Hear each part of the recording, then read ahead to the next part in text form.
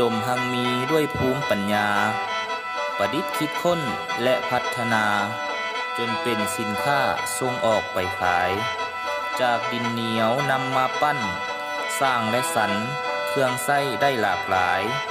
มีหลายรูปหลายแบบหลายลวดลายเสริมขยายสร้างรายได้ให้ครอบครัวแท้แล้ว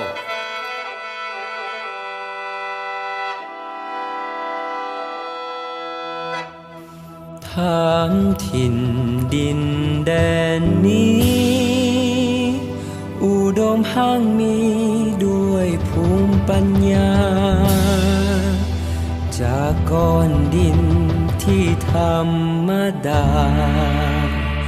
กลายเป็นสินค้าราคาแพ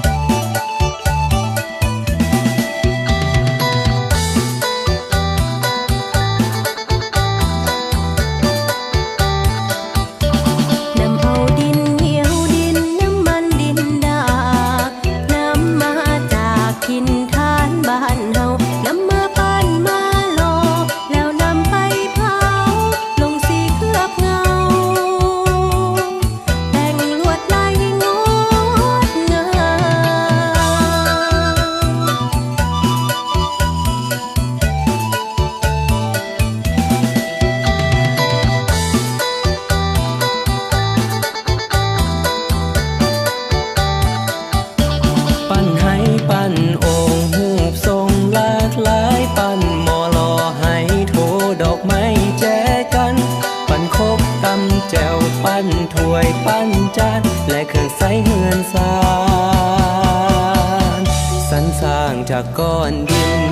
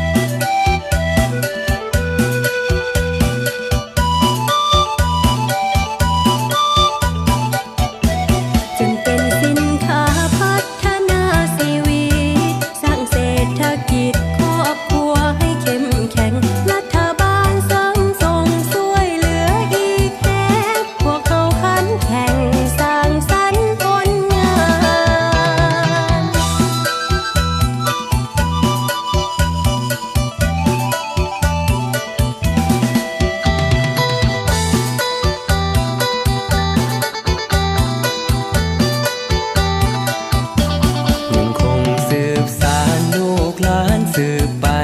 แต่เหนือเทิงใต้ฐานถิ่นดินลาวยังคงมีอยู่เครื่องปั้นดินเผามูลมรดกของลาวต้องเก็บรักษาและพัฒนาต่อไป